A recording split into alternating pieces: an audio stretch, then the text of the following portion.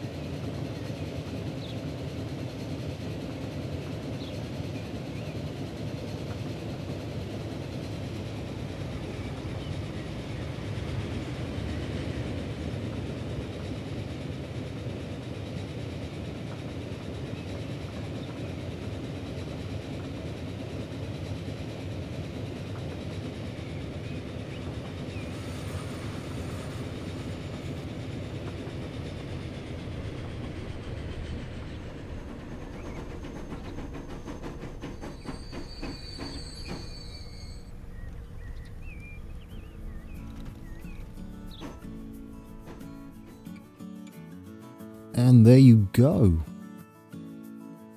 Pretty impressive, I think you'll agree.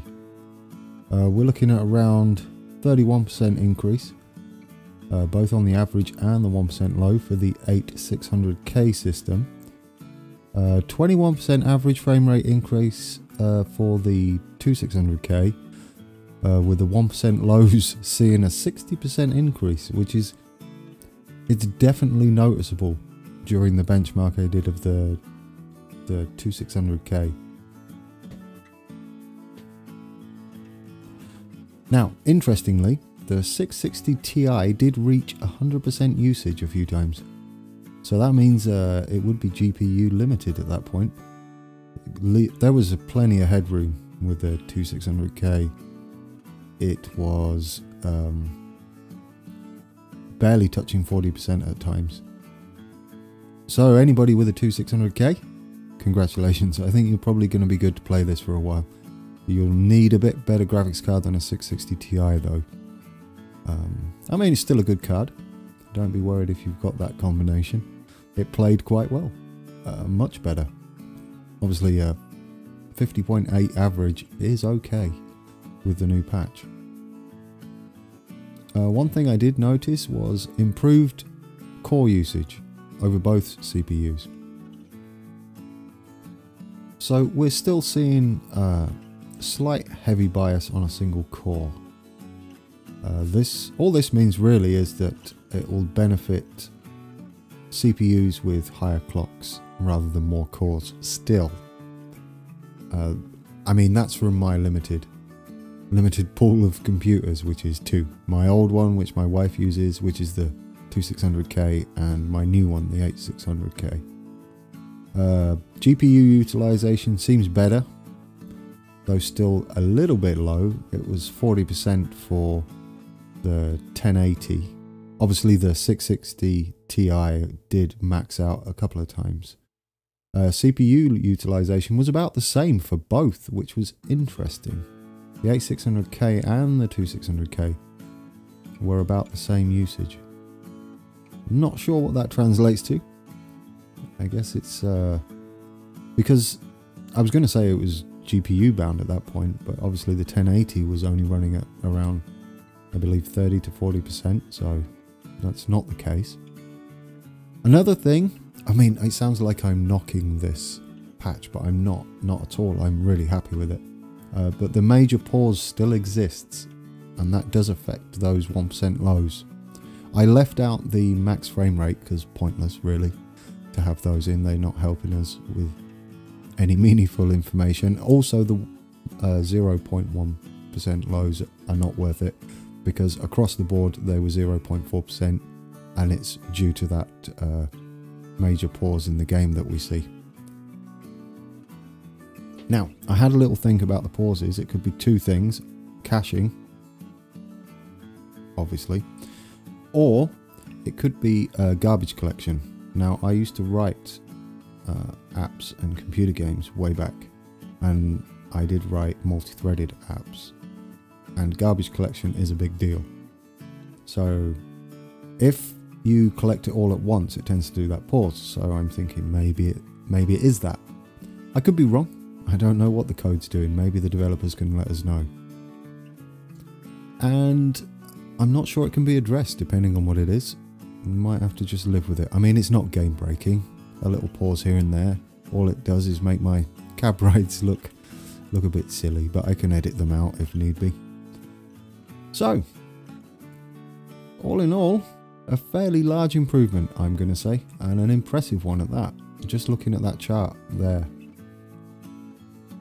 It's better than what I expected, to be honest. Though I wasn't expecting to see such a large shift in performance. They really did do a performance patch this time, so well done, guys. I will do another benchmark when it's officially released and comes out of beta, but if it's within margin of error of these, I will not bother making another video because it will be pointless. So there we have it.